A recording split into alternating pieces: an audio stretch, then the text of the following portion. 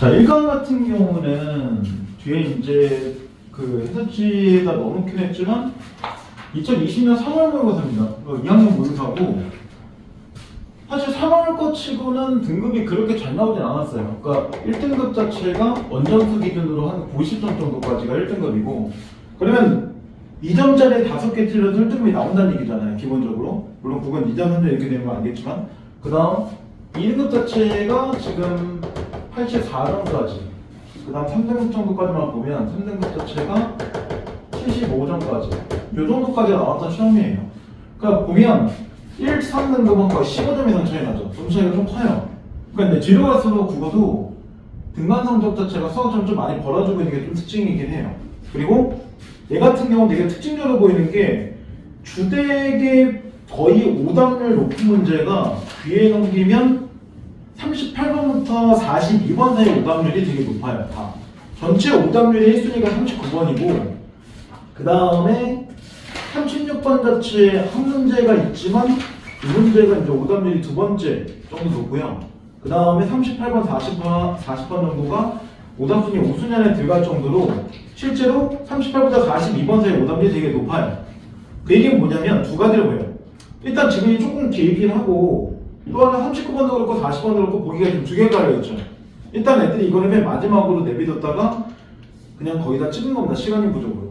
그런 게 좀 많고 물론 지문 자체가 그렇게 쉬운 건 아니지만 반대로 그렇게 미친듯이 어려운 것도 아니에요. 하지만 시간 부족 자체가 좀 걸릴 수 있는 시험이고 왜냐면 2등급 자체를 보면 거의 80점대 초반에 움직이기 때문에 시간 자체가 좀 쫄려서 가는 확률이 높아요. 그리고 통상적으로는 학생들이 문학을 보통 먼저 푸는 게 조금 기본적으로 많이 되어 있습니다. 그리고 문법 같은 경우에는 오답률이 제일 높았던 문제가 13번이에요. 13번이 전체적으로 보면 오답률이 5순위 안에 들어갈 정도 높습니다. 근데 13번은 상위권 애들하고 하위권 애들이 좀 호불호가 있어요. 뭐냐면 한 2등급까지의 오답률은 13번은 거의 없어요. 근데 반대로 3등급 애들부터의 오답률은 13번은 되게 높아요. 왜냐면 단어가 좀 걸려있거든요. 그리고 12번에 대한 오답률도 조금 높습니다. 부교음의 자체를 배울 때 보통 배우긴 한데 문제는 뭐냐면 우리는 부계음화를 이렇게 귀엽게 부계음화를 배울 일이 없거든요. 그러니까 이게 보면 애들이 볼 때는 아 이거는 하지 말아야 될 문제인 거다 이렇게 생각하기도 좋아요. 그래서 12번에 대한 오답률도 좀 더 높아요. 그리고 공부가 덜 된 애들은 한 4등급 정도 공부가 좀 덜 됐다고 본다면 14번의 오답률도 좀 높습니다. 근데 3등급 때 애들까지 보면 14번의 오답률이 높지 않아요. 그러니까 각자의 공부 양에 따라서 12번, 13번, 14번의 오답률은 좀 다릅니다. 물론 뒤에는 비문학은 좀 비슷하지만 그 외 문학은 오답률이 높은 문제가 별로 없어요. 그 얘기는 2020년에 애들이 볼 때 비문학이 좀 많이 어렵고 이거는 반대로 문학은 비문학에 비해 좀 쉽고 이런 정도로 느꼈다는 얘기죠. 합법적으로는 오답률 자체가 10년에 올라오는 문제가 없기 때문에 그건 따로 얘기할 게 없고요. 일단 그런 거고 자, 그 문법은 11, 12, 15 이렇게를 일단 11, 12 그냥 같이 볼게요. 그냥 문법을 전체적으로 다 볼게. 어차피 이거 지금 1시간 정도밖에 시간이 안 되기 때문에 이거하고 거의 뒤에 있는 제가 오답률 높은 사회지문 정도를 거의 하면 아마 마감될 것 같아요. 시간상으로. 그리고 이제 동남강이라고 들어가는 고전 시간은 해석을 해드릴게요. 그 주간학부 같은 경우는 문제 전반을 제가 다 설명할 수는 없고요. 중요한 문제나 질문만 받고 끝낼 겁니다. 그 외 나머지 거는 개인 질문 하시면 돼요. 자, 11번, 12번은 일단 이게 지문이 돼 있잖아요. 그래서 위에 있는 지문을 한번 봐볼게요. 자, 보기 전에 하나 정도 상식 있는지 질문. 자, 볼 때 보면 우리 음운변동 1학기 때 배우잖아요. 그래서 여기서 필요한 게 지금 9개 음화인데 자, 여기서 이제 하나 정도를 본다면 9개 음화를 예원 어떻게 알고 있어? 네가 알고 있는 9개 음화는 뭐야? 정의를 내려봐. 9개 음화는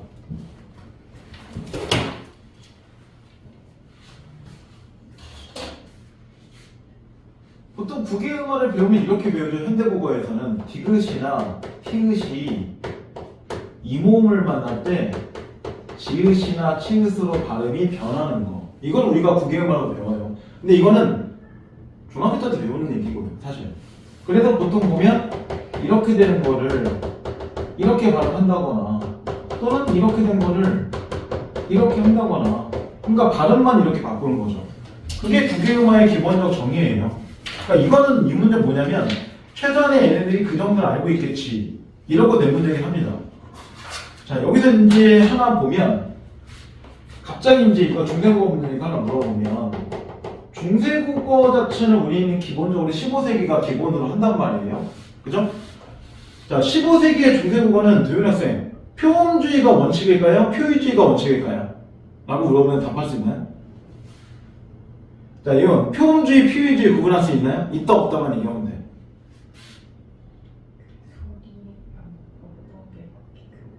맞아요. 저거예요. 그러니까 저 정도에 대한 기본적 단어는 나와야 돼요. 그러니까 표음에서 음자가 소리를 기반으로 한다는 거고 표의에서 의자가 어법이라고 해서 그냥 의미라고 생각하면 돼요. 의미를 중심으로 한다. 근데 중세국어 배울 때 보통 보면 이런 거 우리 배우죠.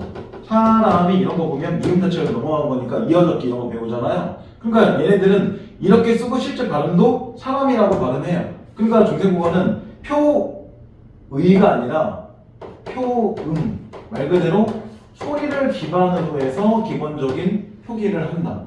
현대국어는 두 개 섞는 거고 그 정도까지 알아야지 여기가 좀 보여줘요. 자 이제 처음에 한번 봐보세요. 한음문이 다른문의 특성을 닮아 가는 음운 현상을 동화라고 한다.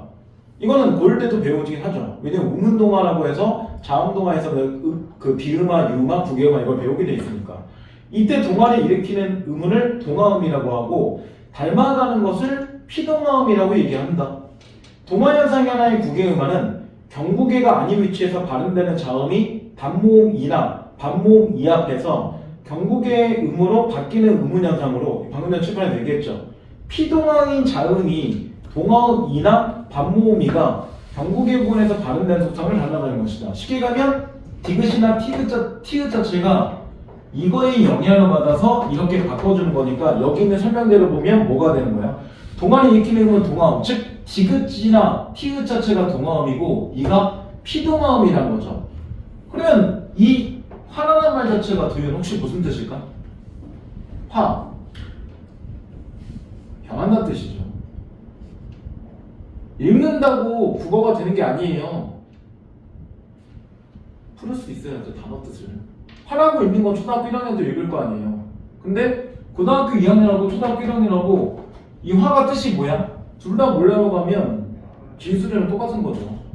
결국은 국어도 영어 똑같아요. 뭐냐면 단어를 풀어서 파악한 능력이죠. 이건 중세국어라고 읽는 게 아니라 중세국어 딱 나오면 아 이거 15세기나 16세기를 물어보겠구나 이렇게 나오는 게 우리가 할 일이죠. 통상적으로. 문법은 솔직히는 귀찮아요. 왜? 외울 게 좀 있으니까요. 근데 그 귀찮음을 극복하면 점수가 내게 되는 거죠. 점수가 내게 돼야지 어쨌든 뭔가 이름이 있는 학교라도 갈 거 아니에요. 그죠? 자, 두 번째. 부계음화는 피동화음의 종류에 따라 분류할 수 있는데 피동화음이 디귿, 티귿, 쌍디귿 경우에는 디귿 부계음화라고 얘기합니다. 그러면 얘 같은 경우는 디귿 부계음화가 되겠죠. 그 다음 피동화음이 기역, 키읔, 쌍기역 경우에는 기역 부계음화라고 부른다. 사실은 기역 부계음화는 도윤이 처음 보는 게 맞아요. 왜냐면 고일 과정에 디귿 부계음화는 없어요. 그러니까 디귿만 있고 기역 부계음화라는 게 없어요. 그래서 여기서 이제 들어가는 거죠. 그래서 이건 교과서 없는 얘기고. 자, 그 다음 현대국어에서 표준 발음이 인정되는 구계음화는 디귿 구계음화 중 다음 두 가지이다. 그래서 여기는 현대국어가 하는 거죠. 우선 음절의 끝소리가 디귿 티읕인 형태소가 반모음 이로 시작되는 조사나 접사와 같은 형식 형태소와 결합하여 지읒, 치읒으로 변하는 경우이다. 여기서 지금 조사나 접사는 설명하지도 않죠. 이제 이 정도는 다 니네 안다는 전제에서 움직인 거예요. 2학년 3월 모의고사가 이미 이러고 있다는 거는 향후적인 모의고사도 앞으로 조사, 접사에 대한 설명을 안 할 거란 얘기죠. 그럼 모르면 뭐 해야 돼? 찾아봐야죠. 기본적으로. 자, 그리고 음절 끝소리가 디귿이고 뒤에 접사 히가 올 때 디귿이나 히읗 자체가 축약돼요. 티읕이 되고 이것이 구계음 치읒으로 되는 경우입니다. 이게 우리가 고1 때 배우는 구계음화에 대한 기본적 정의예요. 그 다음 과거에는 그러면 이 세 번째 문단에서 얘기하는 과거는 중세국어 15세기에 얘기하는 겁니다. 기역 구계음화도 일어나는데 방언에서 기름이 지름으로 변화된 경우가 이에 해당합니다. 끊어볼게요. 그러면 세 번째 문단에서 기억 부계음화 자체를 얘기하면서 이렇게 얘기가 하나 나왔죠. 기름 자체가 이렇게 지름으로 변하는 경우입니다. 그러니까 처음에 기억이 쓰였기 때문에 이거를 기억 부계음화, 얘는 처음에 디귿이 쓰였기 때문에 이런 거를 디귿 부계음화 이렇게 얘기하는 거잖아요.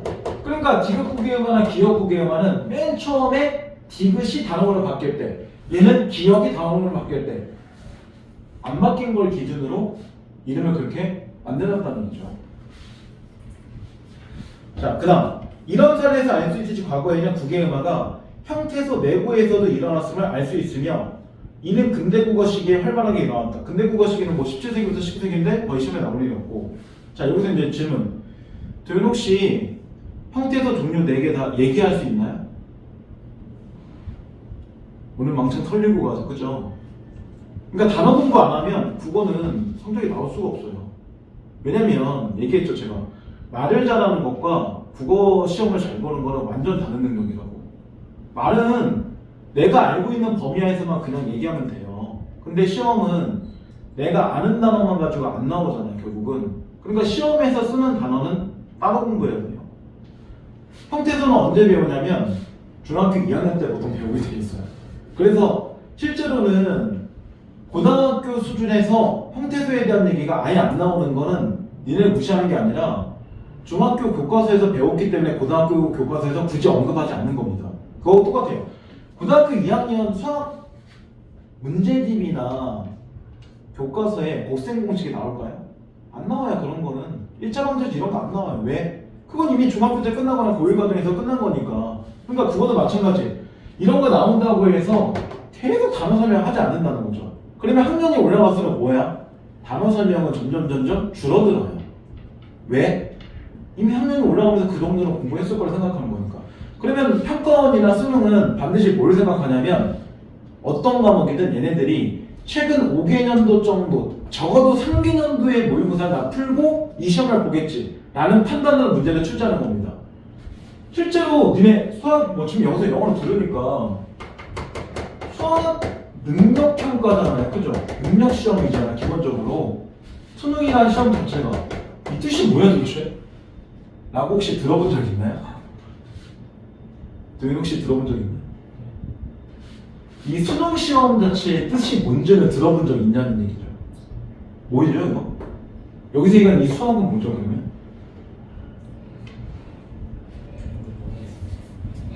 설마 수학 과목은 아닐 거 아니에요? 그죠? 그럼 국어랑 영어를 왜 봐? 그러니까 안녕하십니까? 예. 수학 능력 시험이라는 것 자체가 학 배운다는 얘기잖아요. 수, 받고 그런 것들. 지금까지 예, 앉으세요. 같이 앉으시든지. 편하세요. 피해 다니시잖아요. 움직이면 제가 다시 조정할게요. 이 정도 됩니다. 그러시면 되고. 배운 것들을, 갈고 닦은 것들을 능력을 보이는 시험, 이런 시험이에요. 결국은 수학능력 시험이라는 거 자체가. 그러니까 결국 뭐냐면 어느 정도의 베이직이 있는 애들이 네 가지 문제를 응용해서 풀 수 있는가를 판단하는 시험이죠. 기본적으로.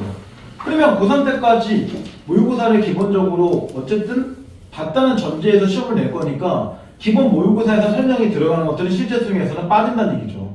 결국에는. 그러니까 고1 때 만약에 조사나 여기 나온 대로 접수에 대한 설명을 해준다면 2학년 때 더 이상 하지 않을 겁니다. 그러니까 학년 올라갈수록 줄어드는 거니까요. 기본적으로. 그래서 단어 자체가 학년이 올라갈수록 공부할 양이 어느 정도 들어가요. 영어도 그러니까 매번 계속 영어 시험 보고 하는 거잖아요. 그건 저도 당했어요 옛날에. 저도 일주일에 500단어씩 매번 했단 말이에요. 영어 1점 나오기 쉬워요. 영어는 만개하면 돼요. 간단하잖아요. 이론적으로 간단하다는 거죠. 서울대 가기 쉬워요. 왜? 전국에서 4,000등 안에만 들면 돼요. 400등도 아니고 4,000등인데 라고 생각하면 좀 더 마음의 여유가 생기잖아요. 그래서 여기 보면 왜 물어봤냐면 기름은 형태소를 분류할 때 나경학생 혹시 두 개로 분류할까요? 한 개로 분류할까요? 기름 형태도 두 개 나눠질까요? 아니죠. 얘는 하나의 형태소예요. 보통 이거 중학교 때 배울 때 기름은 자립이고 실질로 배우죠. 지금 제가 그것과 다르게 할 수는 없지만 하나의 형태소 안에 이루어지는데 여기를 보세요. 그래서 이거 쓴 거예요. 얘는 형태소가 이렇게 두 개 나눠지는 두 개짜리 형태소예요. 그러니까 현대국어의 기본적인 국외음화는 두 개의 형태소 안에 일어나요. 그래서 이런 단어를 굳이 얘가 이가 나오고 디귿 나온다고 잔지 이렇게 안 하죠. 왜? 이거는 형태소가 하나니까요. 근데 이거는 형태소가 두 개니까요. 그러니까 중대국어의 특이점은 뭐냐면 형태소 자체가 하나가 아니라 두 개가 아니라 하나인데도 이렇게 국외음화가 일어난다는 게 특징인 거예요. 여기 있는 설명은. 근데 지금 제가 이 모의고사 하면서 국외음화 전반을 다 설명할 수 없으니까 간단하게 그렇다는 얘기입니다. 자, 네 번째. 여기서부터 중요한 얘기예요. 그런데 현대국어에는 마디나 견디다와 같이 과거의 국외음화가 일어났을 법한데 그렇지 않은 단어들이 남아있다. 이런 단어들은 디귿 뒤에 오는 모음이 원래 이가 아닌 다른 모음이었다는 공통점이 있는데 예를 들어 마디는 과거에 마디였는데 형태소 내부에서 국외음화가 사라진 후에 의가 이로 바뀌었기 때문에 국외음화 일어나지 않은 채로 남아있게 된 것이다. 그러니까 아까 얘기대로 처음부터 이가 아니라 의였기 때문에 국외음화를 쓰지 않는다는 거죠. 그래서 국외음화의 이 조건에 대한 디귿 티귿이 이를 만날 때만 이렇게 바뀐다. 이 조건은 반드시 머릿속에 기억하고 움직여야 돼요. 그리고 처음부터 물론 두 번째 문단을 썼지만 이 정도는 애들이 안다는 전제에서 이 문제를 출제한 겁니다. 쉽게 말하면 수학공식처럼 이 공식은 얘네들이 아는 거니까 이 공식 이용해서 이 문제를 풀겠지. 이 전제 조건이 들어가는 거예요. 그래서 이거 내신 대비하는 형태하고 모의고사 대비하는 형태가 좀 다릅니다. 그거는 수학이하고 같기 때문에 영어도 다르잖아요. 왜냐면 범위 자체가 없고 고일 과정에서 문법 자체가 거의 안 들어가요. 몇 개 똑똑똑똑 하면 끝나는 거니까. 대학교 수준에서는 음문이라고 배우는 이 음변동 자체가 니네 교과서에는 끼껏 해봤자 10쪽도 안 되지만 대학교 수업에서는 이거 300쪽, 400쪽짜리 수업이에요. 기본적으로. 심지어 대학교에서 국어, 국문과 품사라고 배우는 교과서라고 우리가 생각하는 그 교재가 한 300에서 400쪽 가까이 돼요. 9개짜리 품사 자체가. 예문은 엄청나게 많았거든요. 자, 그 다음에 마지막. 과거에 일어났던 국외음화와 관련한 잘못된 교정이 일어나기도 했다. 예를 들어 문헌상에서 김치의 과거 형태는 김체였는데 당연히 김치도 형태에서 하나죠. 명사니까요. 김치 이거 냉장고 이름으로 많이 듣잖아요. 그죠? 그래서 김치냉장고가 이름이 김치 이렇게 쓰는 겁니다. 국외음화가 일어난 이후에 진치로 나타난다. 그런데 사람들이 국외음화가 일어난 형태를 원래 형태로 교정하고자 하는 과정에서 원래 형태를 잘못 생각해서 김치로 교정하게 되고 이게 김치가 된 것이다. 이렇게 나오죠. 11번 문제. 적절한 건데 1번의 가치로 발음하는 것은 피동화음이 기억이기 때문이다. 아니죠.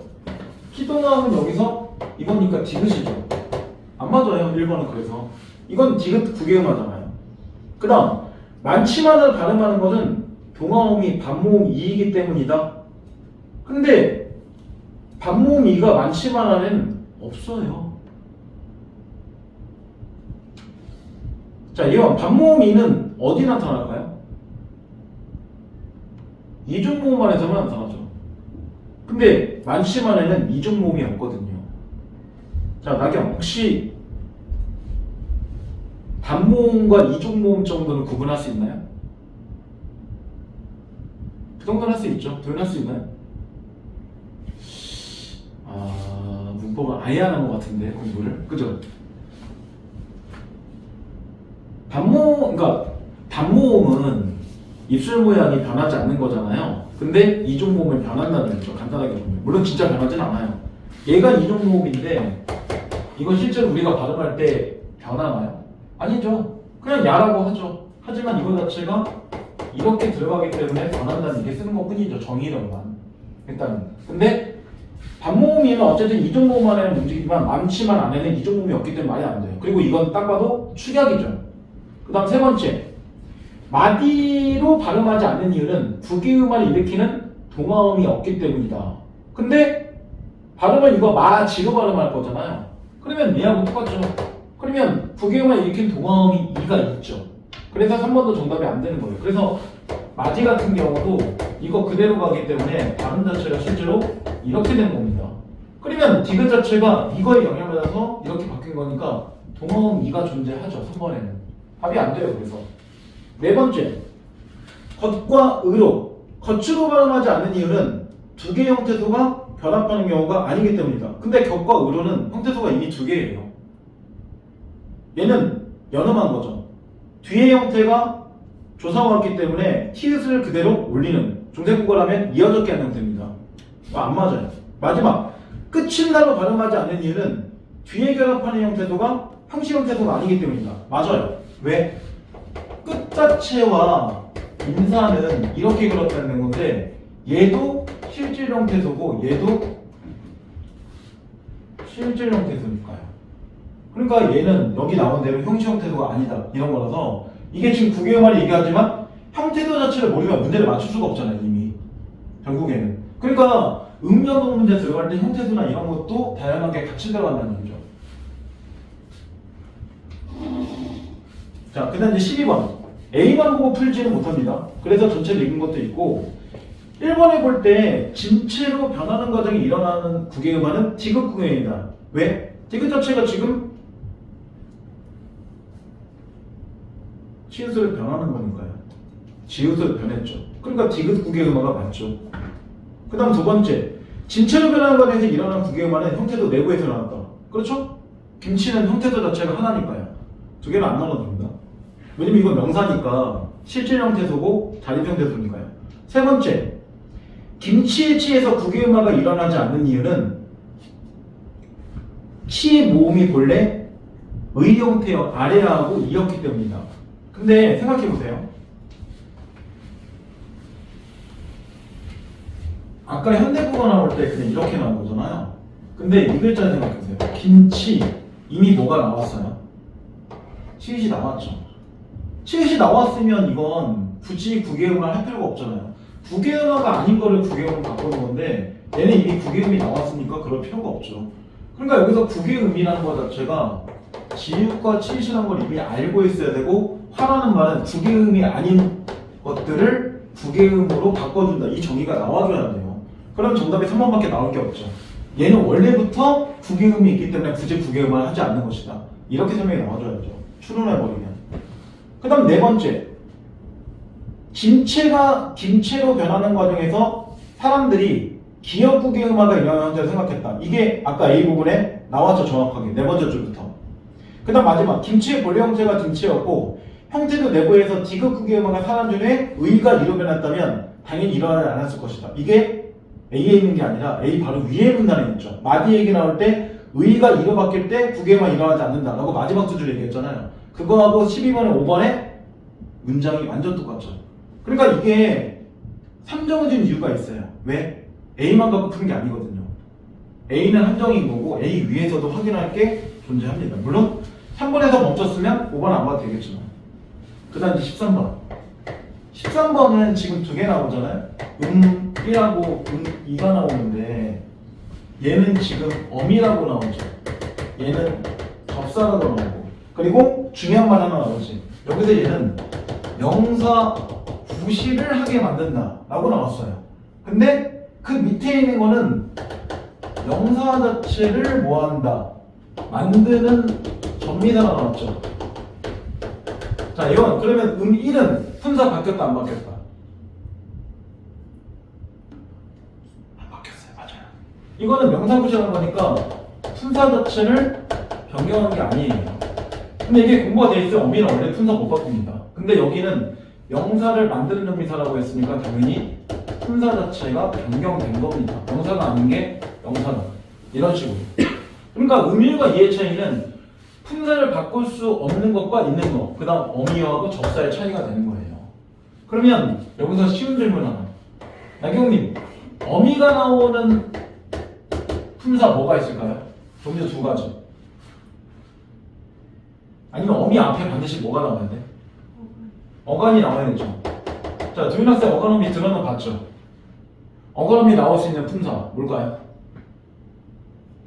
영어에서 움직임 품사 뭐라 그래?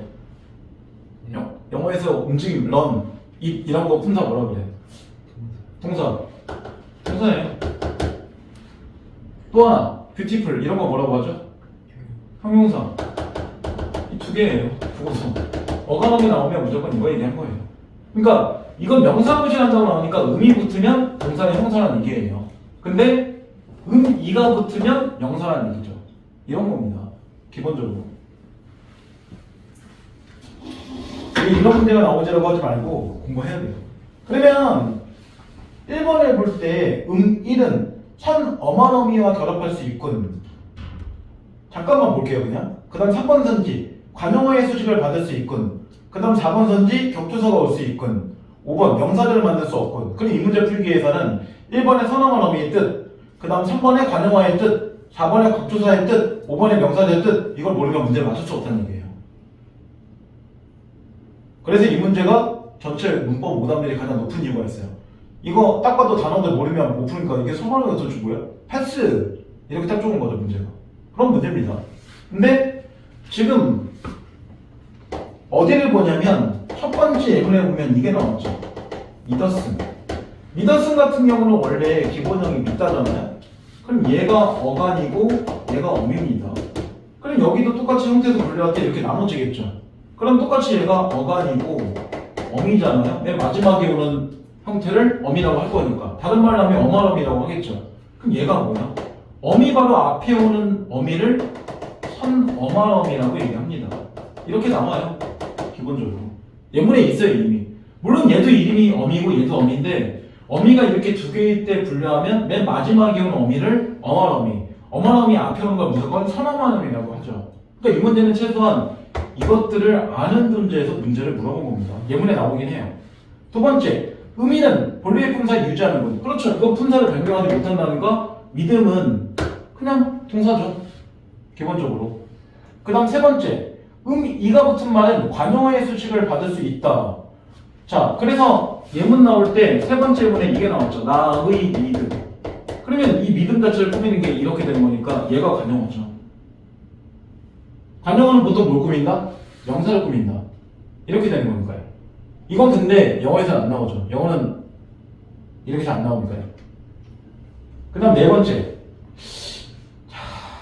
1은 2와 달리 격조사가 올 수 있고. 그러면 이 4번 선제에서 우리 알 수 있는 건 뭐냐면 격조사가 뭔지 모르면 정답을 맞출 수가 없다는 얘기잖아요.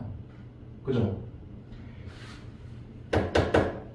조사의 종류는 다 얘기할 수 없지만 크게 보면 두 가지예요. 물론 세 개 정도도 있지만 그냥 큰 틀에서 보면 격조사라는 게 있고 보조사라는 게 있어요. 그리고 격조사의 종류는 다시 주격, 복격, 목적격, 서술격, 간형격 이렇게 나눠집니다. 보조사는 종류가 나눠지지 않아요. 기본적으로. 그러면 격조사 자체가 써있는지 알려면 주격부터 간형격에 들어가는 격조사의 종류를 다 알아야 된다는 얘기네요. 그래야지 맞출 수 있는 거죠.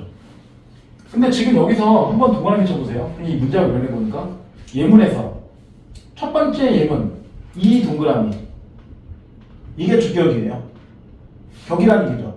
두 번째 문장에서는 을 동그라미 이건 목적격이에요. 이것도 격이에요. 그 다음은 다 똑같죠. 이를 보면 믿음 을 나왔죠. 동그라미. 그 다음 마지막 예문 한 묶음을 을 동그라미. 그러면 지금 보면 얘네들을 볼 때 예문에서 이하고 을이 나왔잖아요. 얘는 주격이고 얘는 목적격이에요. 그러니까 둘 다 격조사가 다 나왔죠. 그러니까 달리가 아니라 음일과 음이는 둘 다 격조사가 올 수 있군 이렇게 했어야 돼요. 근데 얘네들이 이런지 모르면 뭐가 격이야? 이럴 수밖에 없는 거죠. 단어 문제니까요. 그 다음 마지막 이는 1과 달리 명사절을 만들 수 없군 이렇게 나오는데 실제로 명사절 만들 수는 없어요. 이는. 근데 이러려면 절이 문제를 알아야 되는 문제가 생기죠. 자, 도윤 학생 혹시 영어에서 절은 어떻게 구분할까요? 그럼 영어대로 얘기하면 돼요. 영어에서 절, 뭘 갖고 절이라고 얘기하죠? 보통? 품사 기준으로 움직이면?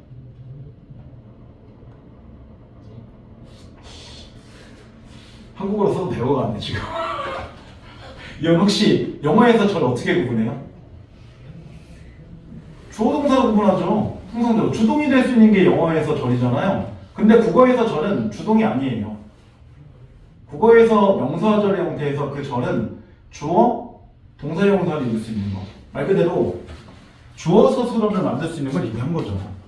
근데 이렇게 되면 서술어 자체가 또 뭔지를 파악해야 되는데 좀 복잡하긴 하지만 다 얘기했었지만 이 두 개를 묶어서 보통은 서술어라고 얘기하죠. 문장 성분에서는. 그러면 얘는 명사가 됐으니까 동사형사가 없다는 거잖아요. 의미에는. 근데 의미는 순간을 변경하지 않았으니까 아까 얘가 붙었다는 건 동사나 형용사가 되는 거니까 여기는 당연히 절이 나올 수 있죠. 동사형사 나오니까. 지금 정말 짧게만 얘기한 겁니다. 실제로 13번을 제대로 해서 이거 다 설명하려면 이 하나만 거지고 거의 1시간짜리 설명이에요. 단어를 다 설명하려면. 그래서 나중에 문법 같은 경우는 보통의 그냥 국어 전체적인 학원을 보면 사실 국어원 자체가 문법 수업 자체가 정규량이 잘 안 깔아요. 왜? 비문학까지 하고 문학하고 문법까지 깔면 1시간밖에 할애가 안 되잖아, 한 주에. 그럼 이것도 아니고 저것도 안 되고 하는 게 없어요. 쉽게 가면 영어에서 1시간 동안 단어하고 1시간 동안 리스닝하고 1시간 동안 독해하고 그러면 너무 짧게 까닥까닥 이러고 끝나잖아요, 결국은. 그리고 문법 자체가 문학이나 비문학보다 문제수가 적기 때문에 얘를 전면을 까면 비문학에서 문제가 생기면 문학에 문제가 생겨요. 그래서 통상적으로 방학 때부터 문법 개념부터 까는 거예요. 지금 저희는 원래 정상적으로 저희가 런치를 좀 일찍 했으면 겨울방학 때 문법 수업을 제가 개념부터 깔았을 겁니다, 아마. 근데 국어 계산하면서 특강까지 까는 건 좀 무리가 있어서 특강 안 까는 겁니다. 여름하고 겨울에는 본인 부족하면 들어야 돼요. 뭐 인강으로 듣던 학원 걸 듣던 개념책을 사서 듣던 듣긴 해야 돼요, 기본적으로. 안 그러면 제가 이렇게만 설명해도 이게 도대체 뭐야? 하고 갈 수밖에 없는 거니까요. 단어가 안 돼 있으니까. 이거 딱 봐도 사람말이잖아. 왜요? 그러면 동사형용사 기본부터 다시 설명해야 되거든요. 조금 그렇습니다, 일단 얘기는. 자, 그 다음 이제 14번 넘어가세요. 14번 문제를 보면 불친절해요. 왜? 한번 선생님 말해 보세요. 합성어 중에는 어근 배열 방식이 우리말의 일반적 문장 분석에 맞는 것도 있고 합성어 설명 안 했죠. 어근도 설명 안 했잖아요. 지금 단어 설명 하나도 안 했죠. 그렇지 않은 것도 있어요. 일반적으로 체험 플러스 체험. 체험이 뭔지도 설명 안 했잖아, 지금. 그 다음 용언의 관형사형 플러스 체험, 용언의 연결형 플러스 체험 등의 형태는 통사합성어 얘기합니다. 이게 공부가 하나도 안 되는 애들은 도대체 체험은 뭐고 용언의 관형사형은 뭐고 용언의 연결형은 뭐야? 이게 뭔데 통사라고 얘기하는 거야? 이럴 수밖에 없어요, 문제가. 그래서 이거 다른 것도 나온 애들은 아 뭐래? 패스. 그거 그냥 포기한 거예요, 기본적으로. 그러니까 다른 거 마지막 성적이 65점 나와도 44등 나온 거예요, 이 모의고사는. 실제로 이 모의고사 55점 정도 나와도 5등급 나와요. 그래서 어떻게 보면 되게 못 나올 수도 있고 반대로 잘 나올 수도 있겠지만. 그 다음 뒤에 용언의 어감 플러스 체험, 부사 플러스 체험, 용언의 어감 플러스 용언의 어감 등의 형태는 우리말의 일반적 구성 방식과 맞지 않으므로 비통사적 합성어라고 얘기할 수 있습니다. 그리고 우리가 여기서 알 수 있는 거는 통사라는 말은 우리말의 어순비열대로 가는 거고 비통사는 어순비열 자체가 맞지 않는 거구나. 요 정도는 알겠는데 도대체 이 체언의 종류는 뭔지 용어는 뭔지 부사는 도대체 뭘 꾸미는 건지 설명이 하나도 안 돼 있어요. 이미 2학년 3월이 이런 정도면 6월, 9월, 10월까지 볼 때 더 안 되죠. 자, 예문이 4개 나왔죠. 끄는 것, 그 다음에 깜짝 추격, 그 다음에 생각금을 덮치고 이렇게 나오는데 이거는 딱 봐도 두 개를 나눈다면 이렇게 나눠질 수 있죠. 요전을 할 수 있죠, 딱 봐도. 이게 지금 용언의 관형사형 플러스 체언 자체가 붙은 거고 깜짝 추정 같은 경우는 부사에다가 체언이 붙은 경우예요. 그 다음 생각하면 딱 봐도 명사명사니까 체언 플러스 체언이죠. 그래서 체언의 종류가 명사하고 대명사를 얘기한 거예요. 물론 수사도 있긴 하지만 주로는 이 두 개를 많이 물어보겠죠. 이렇게 얘기가 똑같아요. 덕질음은 얘하고 이제 비교해보면 이건 뜨다에다가 의미가 돼서 보시는 거잖아요. 근데 얘 같은 경우는 덥다라는 말에다가 지붕이 그냥 붙었죠. 그러면 얘하고 얘의 가장 결정적인 차이는 뭐야? 중간에 연결형이 있는가 없는가의 차이죠. 딱 봐도 이렇게 분석을 해보면 그럼 얘는 용언의 어간에다가 그대로 체원 자체가 붙은 거예요. 그걸 여기 있는 보기 설명대로 움직인다면 얘하고 얘가 뭐가 되는 거야? 통사적인 애고 얘하고 얘가 비통사가 되는 거죠. 이렇게 되는 문제예요. 그럼 정답 4번밖에 나올 게 없죠. 우리는 통사를 찾는 거가 아니라 비통사를 찾는 거니까 얘가 정답일 수밖에 없죠. 대신 이제 이렇게 하려면 가끔 공부가 안 되면 결국 머릿속에 남는 게 있죠. 이게 왜 도대체 부사야? 이런 문제가 생기죠. 그리고 이게 왜 관형사형 어미야? 이거에 대한 의문점이 나오죠. 근데 여기서 그것까지 다 설명할 수 없지만 어쨌든 기본 그런다는 거고, 혹시 조용 학생 부사가 뭘 꾸미는 줄 아세요? 동사. 그게 끝이야? 너무 빈약한데? 또 다른 부사.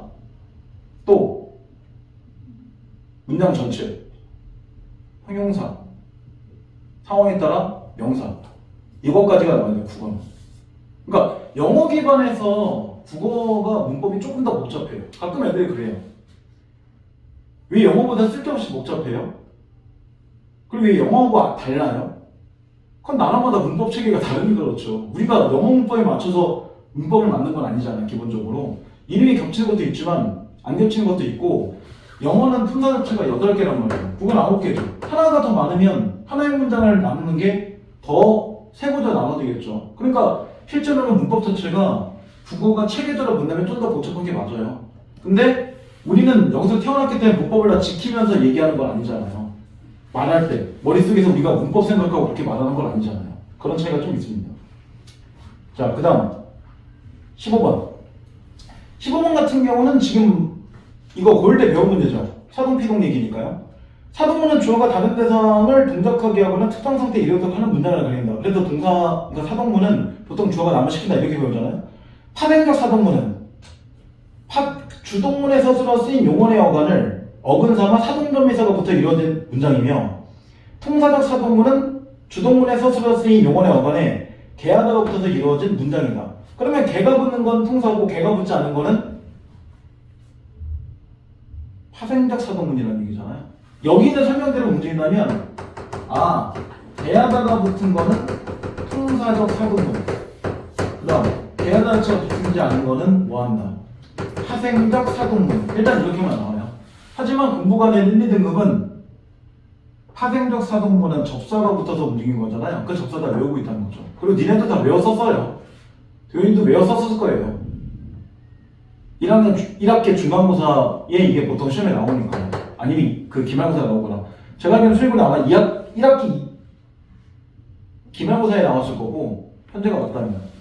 거기서 사동, 피동 배우게 되는데 교과서 피동밖에 안 나오죠. 근데 실제 문제들을 보면 사동 문제도 나와서 결국 사동의 접사도 알게 돼 있단 말이에요. 교과서가 피동밖에 안 나온다고 사동을 모르면 문제를 풀 수가 없으니까요. 그러면 여기서 문장을 바꾸라는 얘기야. 이 문제는 물통에 물이 가득 찼다. 얘를 만약에 사동의 형태로 바꾸면 철수가 물통에 물을 가득 채우었다 이런 식으로 바꾸겠죠. 그럼 얘는 무가 들어가는 형태예요. 그럼 얘는 사동을 바꿀 수 있는 문장이죠. 근데 니은은 못 바꿔요. 그는 한여름에 더위를 먹었다. 이거를 사동을 바꾸면 문장이 나올 수는 있지만 이상해요. 그가 그에게 한여름에 더위를 먹이었다. 이렇게는 바꿀 수 있는데 더위를 어떻게 먹입니까? 이건 뭐 음식도 아닌데 먹일 수 있는 게 아니잖아요. 그러니까 이거는 만들 수는 있지만 잘못된 사동이죠. 실제로는 일어날 수 없는 거니까.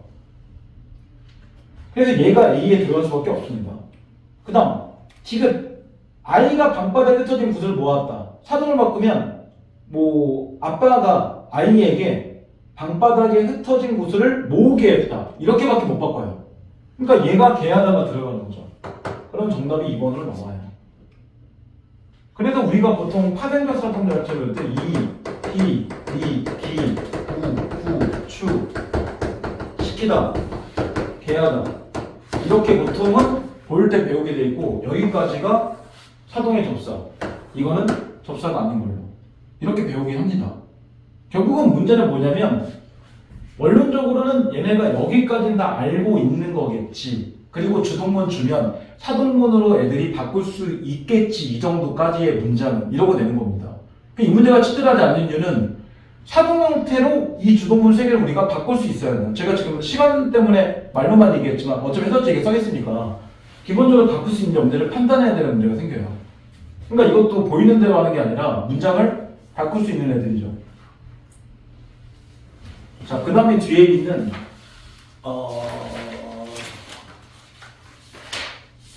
사회 지문을 가보세요. 30부터 42. 이거는 되게 중요한 얘기라서 안 볼 수가 없어서 시간 약간 오버돼서 좀 보겠습니다. 문제는 딱 39번, 40번 두 개만 볼 거예요. 첫 번째 문단.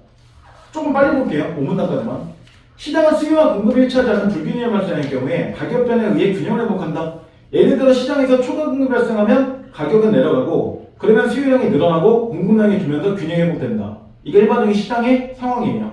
이런 시장의 가격 조정 기능과 관련하여 거시경제학에서는 시간대를 단기와 단기로 구분하는데 단기는 가격 규정이 원활히 이루어지지 않아 시장 불균형이 지속되는 시간이며 장기는 신축적인 가격 조정에 의해서 시장 균형이 달성되는 시간이다.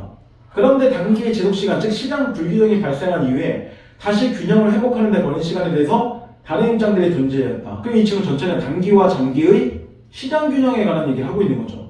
자, 두 번째 문단. 30년대 이전까지 경제학의 주를 이루었던 고전학파는 시장은 가격의 신축적 조정에 의해서 항상 균형을 달성한다고 봤다. 여기서 제일 중요한 말은 신축적 조정, 균형 이 두 가지예요. 웬만하면 이 두 가지는 밑줄 또는 동그라미 쳐주시면 좋아요. 제가 지금 시간 관계상 칠판에 쓰는 거 좀 줄일 겁니다. 그러니까 이 두 개는 지금 동그라미 쳐보세요. 자, 이른바 보이지 않는 손에 의한 시장의 자기조정 기능을 신뢰하는 입장으로 이에 따른 단기는 존재하지 않는다. 즉 불균형이 발생할 경우 가격이 즉시 변화하여 시장의 균형을 회복한다는 것이다. 따라서 그 다음부터 또 밑줄 쳐보세요. 고전학파는 호황불황이 나타나는 경기 변동 현상은 나타나지 않는다고 봤다. 그러면 고전학파 입장에서 볼 때 경기는 항상 어떤 상태야? 안정 상태라는 얘기죠. 왜? 가격 자체가 신축적으로 조정되면서 가격은 항상 안정 상태로 가. 그러니까 얘네들은 호황이나 불황이나 이런 것들은 없어라고 생각하는 애들이잖아요. 경제 안에서는 경기는 항상 안정이야 이렇게 보는 애들이에요.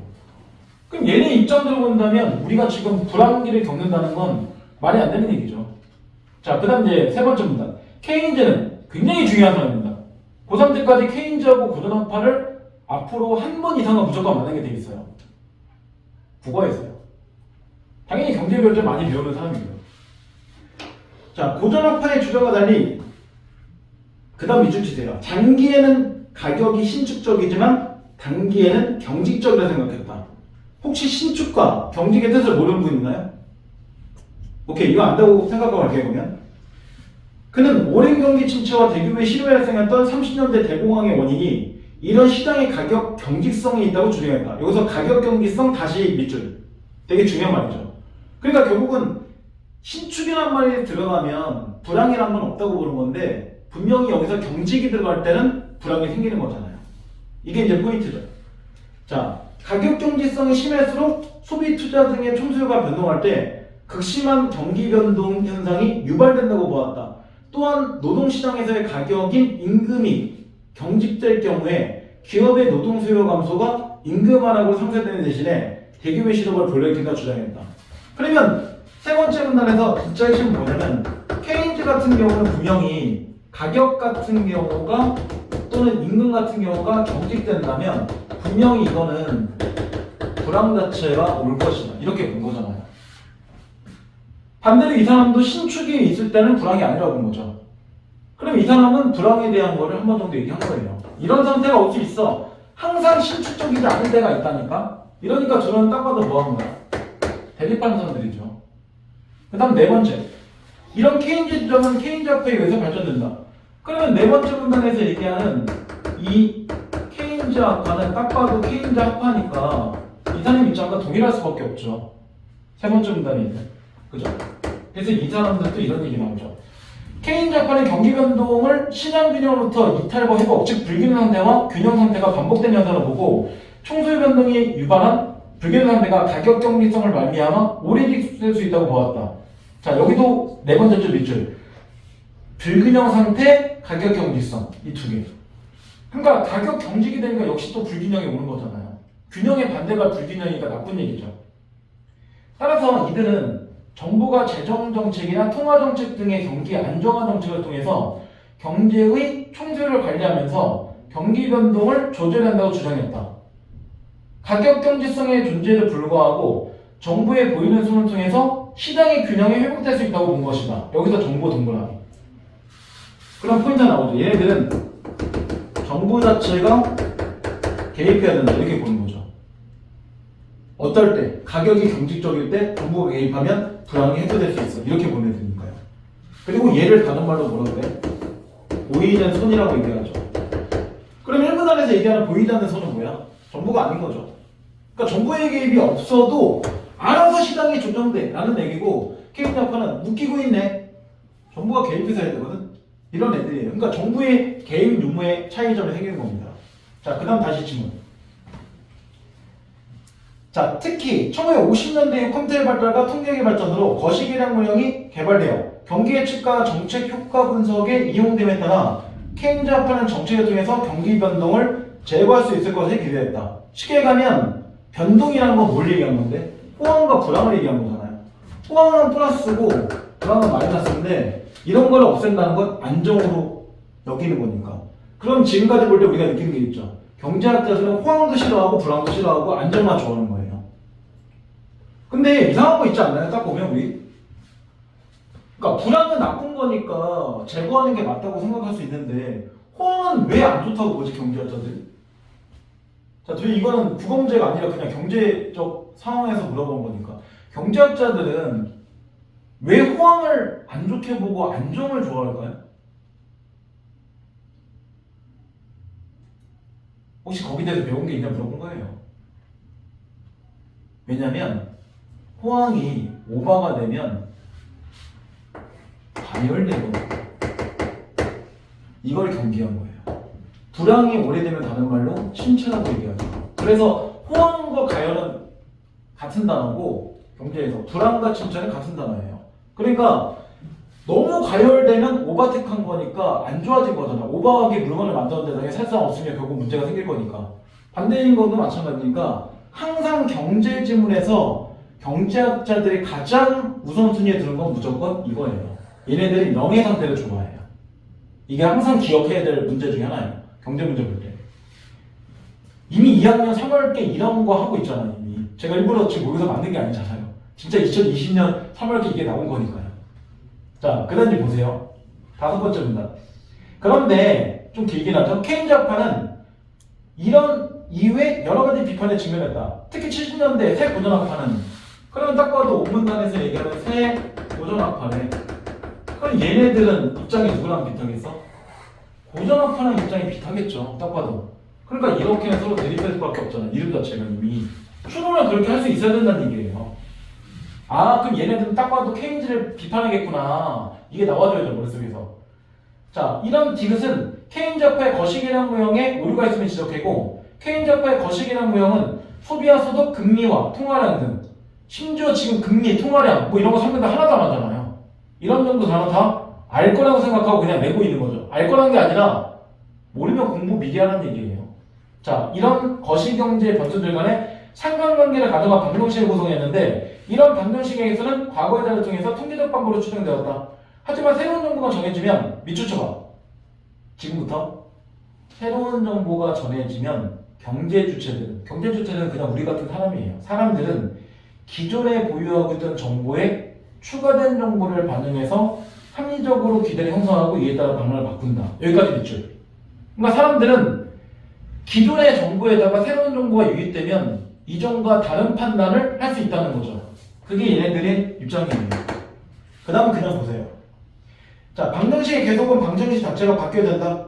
세고전 학파는 케인즈 학파가 거시경제 변수 간의 관계를 임의로 가져왔고 과거 자료만으로 이 관계를 추정하였다는 점을 비판하면서 경제 주체의 합리적 선택에 의한 미적 분석을 바탕으로 거시경제 현상을 분석해야 한다고 주장했다. 이에 따라 이들은 시장 불균형이 발생하는 경우에 가격이 조정되는 속도는 매우 빠르다는 고전 학파의 전제를 유지하면서 경기 변동을 균형 자체가 변화하는 현상으로 분석했다. 그리고 총수의 변동이 아닌 그 다음 밑줄 기술 변화가 경기 변동 유발한다고 주장했다. 그러니까 얘네가 볼 때는 기술 변화 자체가 경기에 대한 변동을 유발한다고 나오니까 결국은 우리는 뭐 한 거야? 경기 변동을 잡기 위해서는 기술 변화가 어떻게 되는지를 알아야 된다고 생각하는 애들이에요. 그럼 얘네들은 뭐하고 안 맞아? 얘네들은 총수요 변화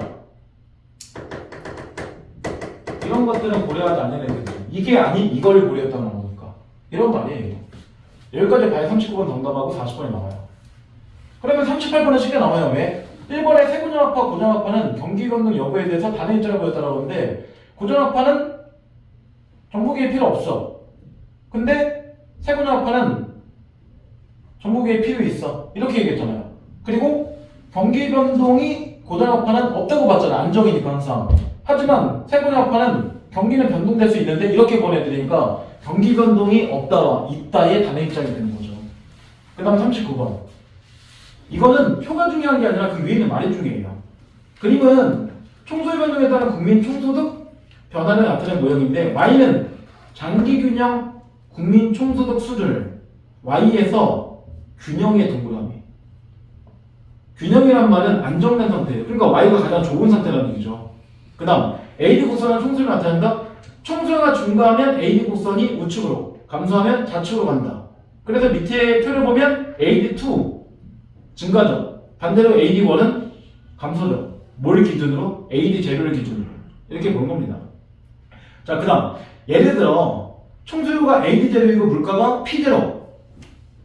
국민 총소득이 Y 상태에서 총수요가 AD로 증가한 경우 총수요 증가에 따라 물가가 P2까지 상승하면 국민 총소득은 Y로 동일하지만 물가가 P0에 고정되어 있다면 이 물가가 P0에 고정되어 있다. 이걸 다른 말로 뭐라고 얘기해요? 물가가 경직되어 있다고 보는 거죠. 정말 우리 고2인데 물가 뜻은 다 알죠? 그죠? 이 정도는 알 것 같고. 오케이. 고1 애들은 가끔 모르는 경우도 있어. 그냥 물건 가격이라는 뜻이에요. 쉽게 가면. 물건 가격이 경직되어 있으면 총소득은 증가한다. 그렇죠? 왜냐면 물가가 고정되어 있는데 돈을 더 많이 벌면 총소득은 당연히 증가할 거잖아요. 근데 이때 총소득이 Y보다 큰 경우는 호황, Y보다 작은 경우는 불황을 얘기한다. 하지만 아까 얘기했죠. 호황도 좋은 게 아니라고. 그런 겁니다. 그러면 결국은 이런 얘기잖아요. 밑에 표를 볼 때 Y 상태가 안정으로 본 거잖아요. 균형과. 그러면 Y2가 뭐가 되는 거야? 우측으로 갔으니까 이게 호황인 거죠. 반대로 Y1이 불황인 거예요. 왜냐면 표 자체를 볼 때 여기가 그냥 이렇게 Y라고 본다면 이걸 제가 방금 균형이고 안정이라고 얘기했잖아요. 그러면 이쪽으로 갈 때 증가하고 이쪽으로 감소가 했으니까 이쪽으로 가는 Y 만약에 여기 나온 대로 2라고 얘기한 거는 증가된 거니까 이거는 호황으로 보는 거고 반대로 안정 상태에서 줄어든 거잖아요. 돈 자체가. 그러니까 이 Y1이라고 보는 부분 자체는 당연히 불황이 될 수밖에 없는 거죠. 기본적으로. 이미 이게 나온 겁니다. 왜냐면 여기서 뭐가 나왔습니까? 소득이라는 말이 나왔잖아요. 소득은 뭔데? 쉽게 가면 아예 수입이죠. 수입이 줄면 호화죠. 이때가 항상 균형이니까. 이때보다 줄면 불황인 거죠. 쉽게 가면 내가 여기서 100만 원 받았는데 200만 원 받았어. 월급 늘어난 거잖아요. 일단은 0원 받은 거와 똑같은 거예요. 얘네들이. 물론 돈은 많으면 많을수록 좋을 수도 있겠지만 아닐 수도 있을 거고. 그죠? 돈이 싫으면 자본주의에서 떠나시면 돼요. 간단하잖아요.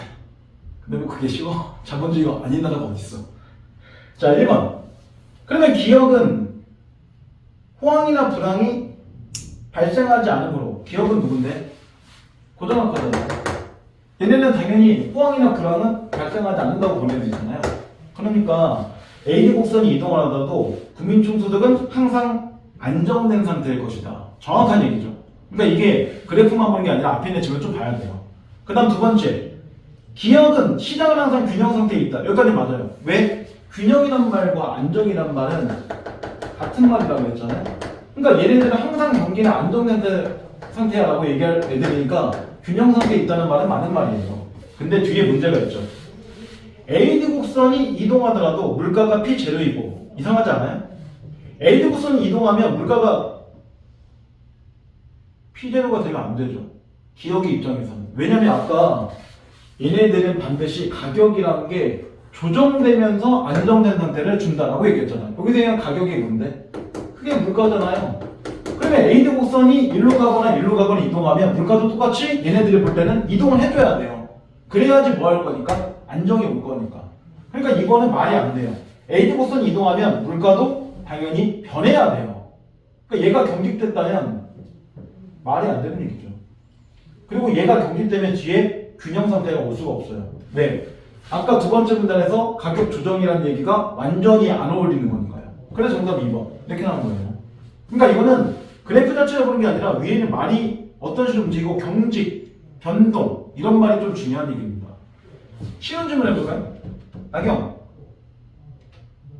신축을 다른 말로 바꾸면 뭐라고 할까요? 혹시 기억나는 단어 있어요? 과학에서 늘어나는 걸 뭐라고 하지? 탄력적이라고 얘기하죠. 그러니까 시험에서 경제 나올 때 신축 대신에 자주 쓰는 말이 탄력적이라는 말이에요. 반대로 경직의 같은 말은 뭐가 될까요? 비탄력적. 그 두 개도 꼭 기억하셔야 돼요. 짧은 시간에 기억할 게 너무 많아지죠? 원래 그래요, 기본적으로.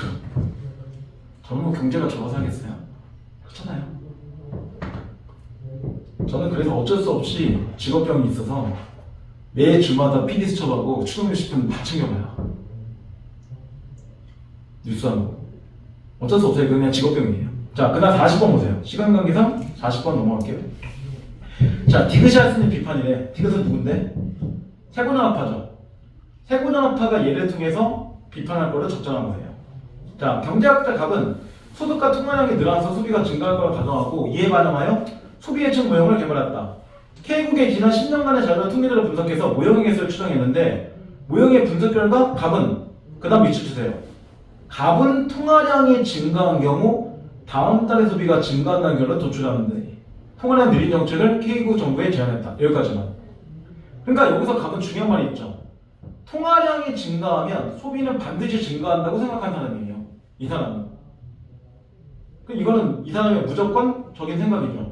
그래서 K국의 정부는 갑의 제안을 받아들이고 2020년 4월 1일 확정적 통화 정책을 시행했다고 발표했다. 근데 지금은 2020년 3월 12일 K국은 매년 12월 31일 날 해당 시점에 통화량을 발표한다 라고 나와줬죠. 그리고 1번 K국의 확정적 통화 정책이 2019년 통화량에 대한 K국 국민들의 함정 기대 형성에 영향을 미쳤다. 이상하지 않아요? 이미 현재가 2020년이잖아요. 근데 사람들이 뭐하러 2019년의 통화량에 대한 기대를 합니까? 과거인데.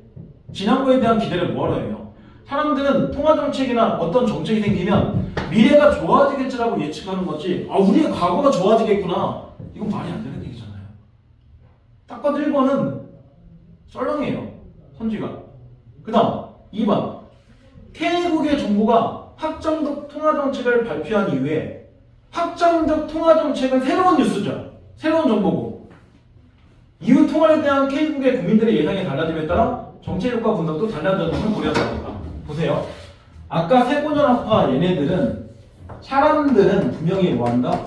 새로운 정보가 이 새로운 정보, 뉴스죠. 이런 게 개입되면 기뇌에 자기가 갖고 있는 정보와 연결시켜서 새로운 판단을 한다 그랬죠.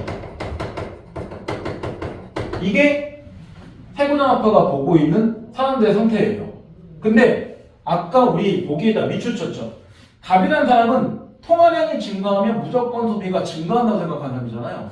근데 갑이라는 사람 자체가 사람들은 통화량 자체가 증가되면 세상에 소비도 무조건 증가한다.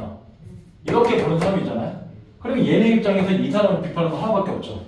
새로운 정보가 들어오면 사람들은 통화량이 증가돼도 소비를 늘어나게 하는 사람과 소비를 오히려 줄이는 사람이 있을 수도 있어. 왜? 판단이 바뀔 거니까. 꼭 이 판단이 아니라 통화량이 증가돼도 불황 상태가 혹시나 계속될지 모르니까 당장은 쓰지 말고 좀 기다려야겠다. 이런 사람이 생길 수도 있다라고 밖에 비판을 못 하겠죠. 이 사람은 지금 뭐 한 거야? 경직적이죠. 근데 이 사람들은 새로운 판단이니까 이건 신축적이잖아요. 그러니까 결국은 이 사람이 이 사람 비판한다면 항상 사람들은 경직적이지 않다니까 판단은 바뀔 수 있다니까 이렇게밖에 비판을 못 하는 거예요. 정답이 그래서 2번 나온 거예요. 지극히 국어 문제죠. 실제로 경제 문제 이렇게 문제 안 나오죠. 그래서 정답이 나올 게 2번밖에 없는 거예요. 3번까지만 봐봐. 그러니까 3번까지 보면 정확하게 또 2번이 답이 보여요.